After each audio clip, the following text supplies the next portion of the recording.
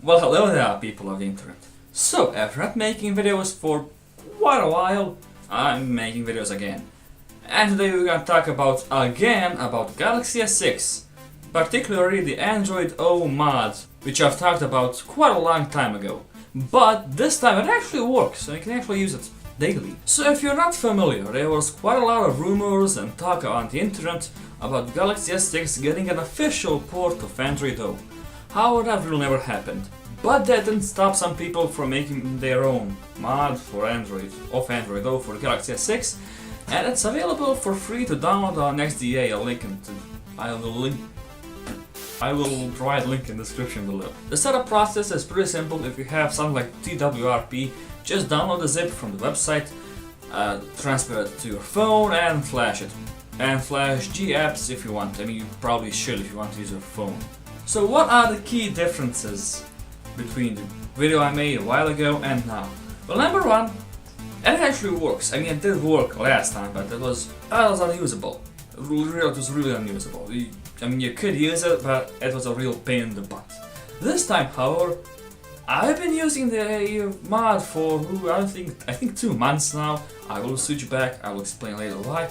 But let's get into the details. So, performance, just like last time, it's pretty good. It's much faster than the stock version, mainly because when you flash the operating system, when you install it, you have absolutely no apps installed. I mean, you do have like a camera, phone app, and settings, and that's it. You don't even have any G apps, Google apps. That's why you have to flash it separately. Okay, so performance it is better. It does boot faster. It does 5 apps faster. That's better. However, what's not better is the battery life. Now, it is better than on the previous version of Android O mod. However, it is slightly worse than on the stock Galaxy S6 operating system. It's not by much, well, but to give you an idea, the battery life in Galaxy S6 on stock is pretty poor. I tried my best to stretch the battery life to 1 day. I unplug the phone at 8 AM when I get up, and to plug the phone back at, 10 PM. I tried that and I failed. No matter how hard I try, I keep the phone on, but barely use it. It is still impossible. I mean, from 8 AM to 8 PM, most of the battery is gone.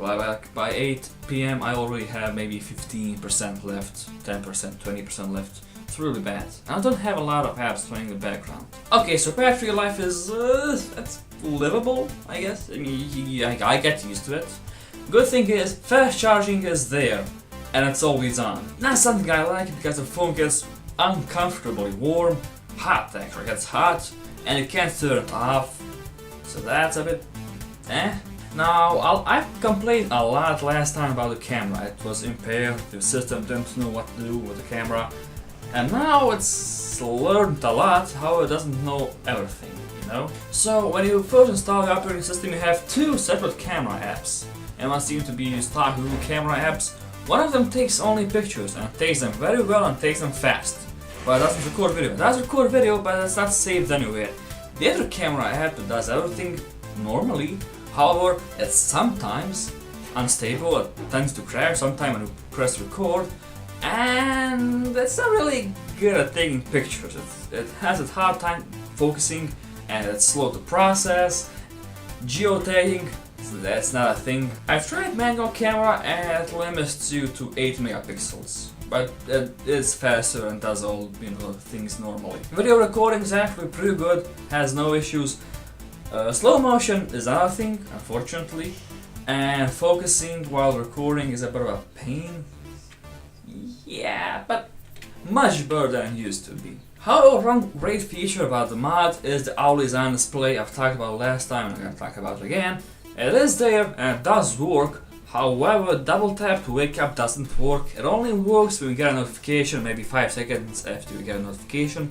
That's it. It works. You can turn it off, you can turn it on, and it works. Now, bugs and that stuff. There are still some bugs, not a whole lot. The night mode or dark mode throughout the system is there.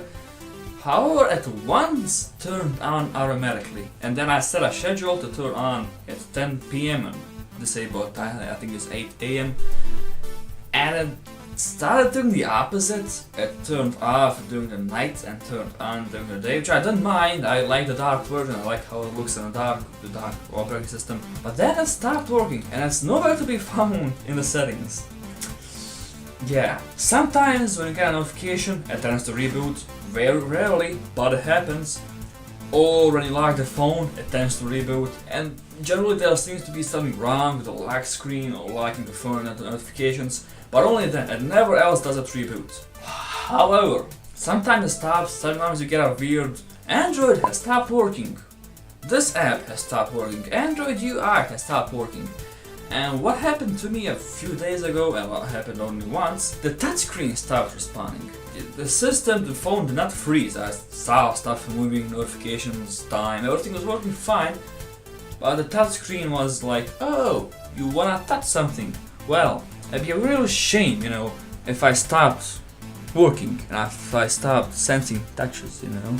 And if you're saying, well, can't you just hold down the power button and it will reboot automatically? That's not a thing. Keep that in mind.